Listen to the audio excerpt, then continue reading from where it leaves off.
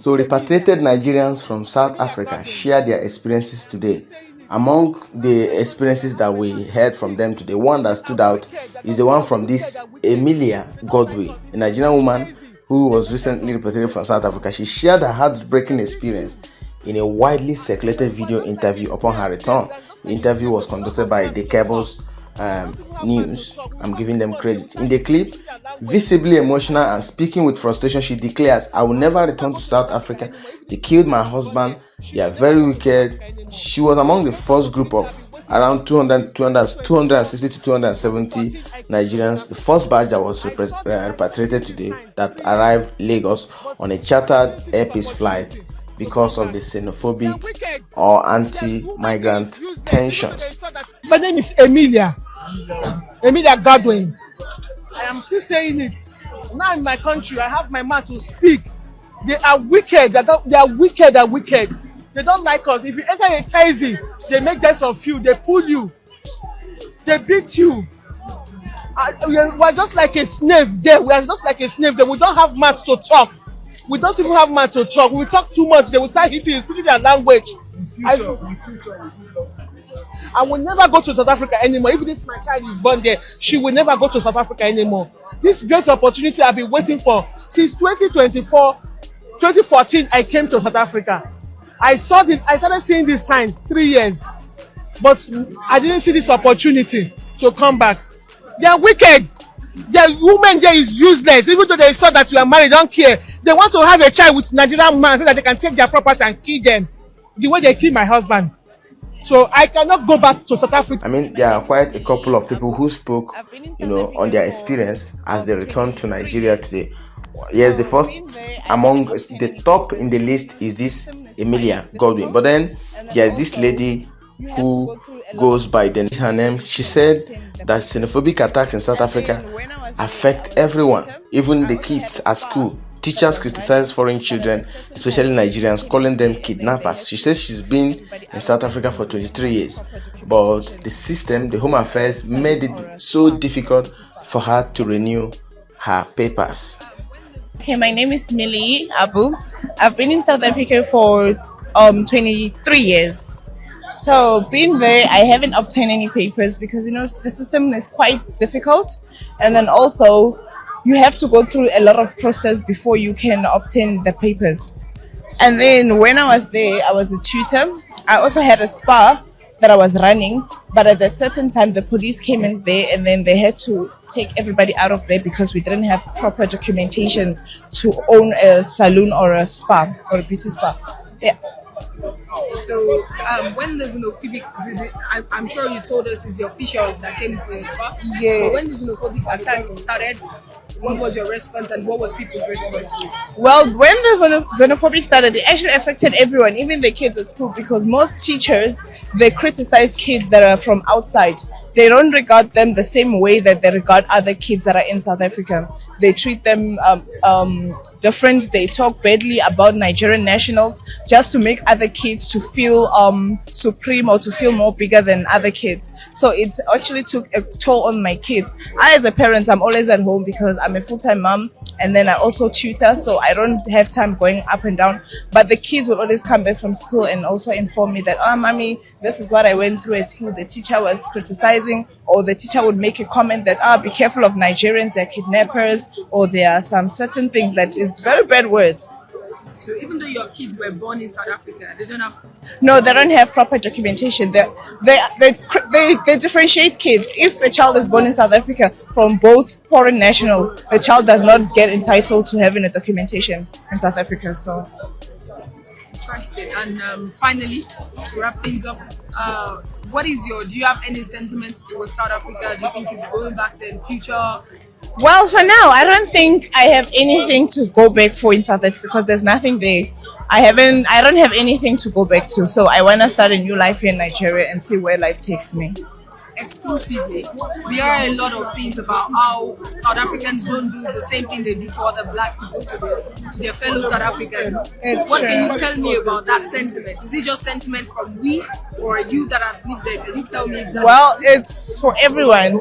Like, you can be there for long, you won't have a paper, Or you can go to a hospital, they will first put their people first before they put a foreigner. Or when you go to a hospital, they, let's say, for instance, let's say the bill is 1,000. South Africans are privileged to pay less amount, and then foreigners should pay full amount or more than South Africans. Finally, do you think there's a segregation between the white South African and the black South African? Definitely there is. Because according to the apartheid era, the white had so much dominion over blacks, and which is still what is going on now. You can't see a black South African walking up to a white South African, because South African, there's a boundary, and then it still has that impact that as white person has more power over black South Africans. So please, can you tell me where you live in South Africa and that's the end of it? Come again? Like your region in South Africa. Oh, I was in Pretoria. Then this other guy called Henry, he said even when you show your valid papers, they will still harass you. I will start all over again now that I'm back to Nigeria. That's what Henry has got to say. I went through the lot. Because when they come to you, they will ask you your papers. Even when you show your valid papers, they still find something to hold on. And because of that, they will try to do one or two things to you, and you will not be happy about that. And now that you're back home, what is your plan? There is nothing I can do than to start afresh. I'm home. After all, this is my country. Nobody will ask me where is your passport, where is your document, and all that. I'm home. I'm very, very happy. My parents, my brother, sibling, everybody will welcome me. At least I came alive. Hello, sir. I've been there for a very long time. It didn't just end there. These other these two guys said they made it hard to renew papers. Zulu men say we take their wives. You can imagine that. No place like home. There's no place I like really appreciate our president and other people who support to bring us back here. I thank you so much, my government. Thank you. God bless you guys. Okay, can we get your names first? Listen, that country, South Africa, is not a place for a black person.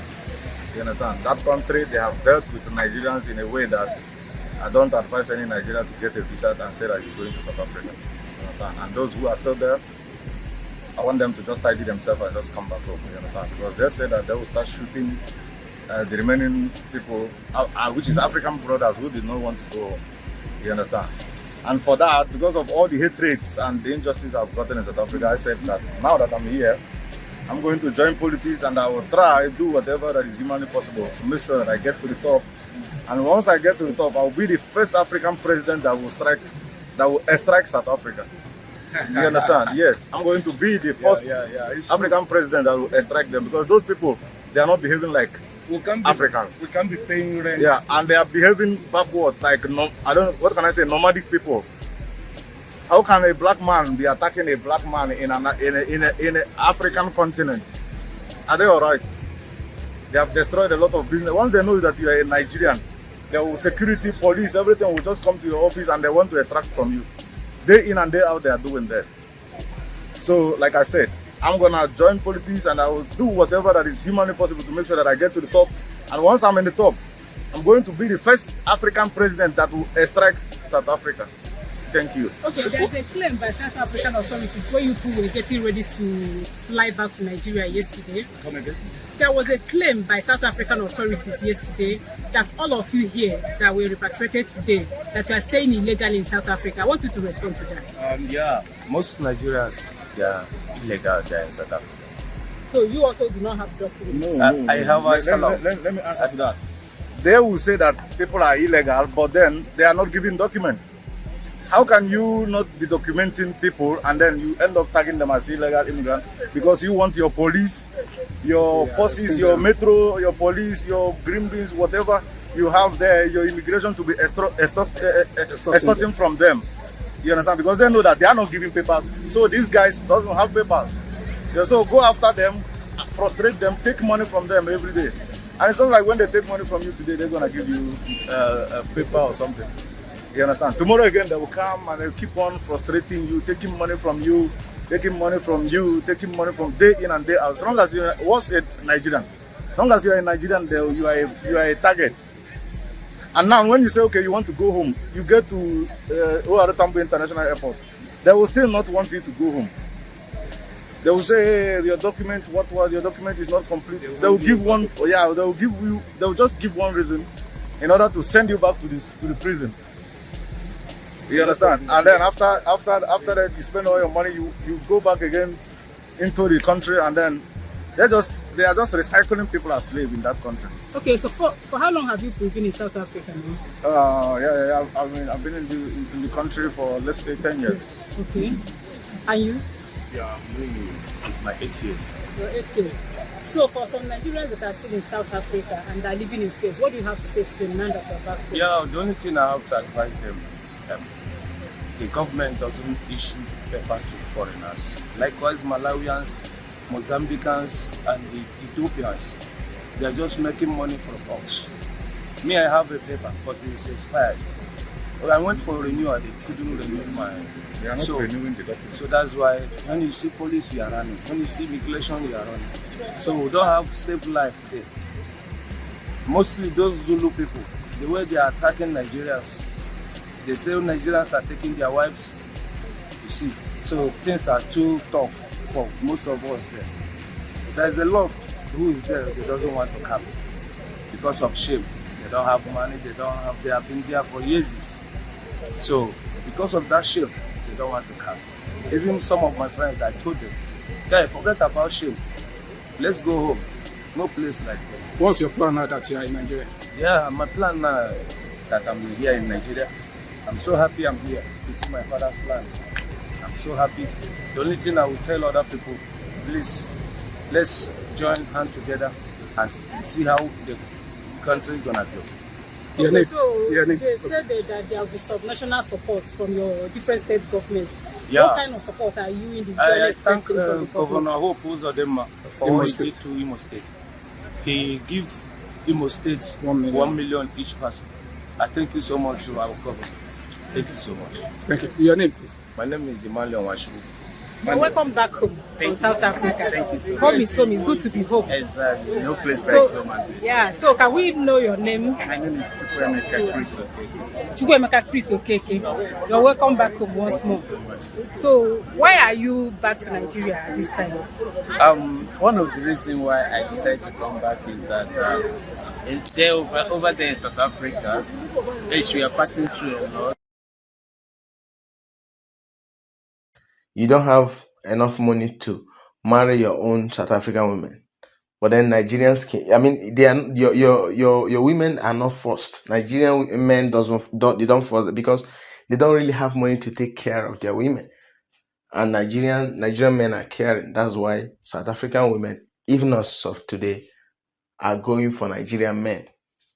So these are the experiences that so many Nigerians who return from South Africa to the first batch of Nigerians that were repatriated for South Africa. These are their experiences. We'll get to hear more because according to Foreign Affairs Minister Bianca Ojukwu, she said the list continued to increase. We don't know the number. We are counting above 1,000. I don't know. It could go beyond that. But it's better to be safe, than to die in the hand of these mobs, hungry and angry mobs.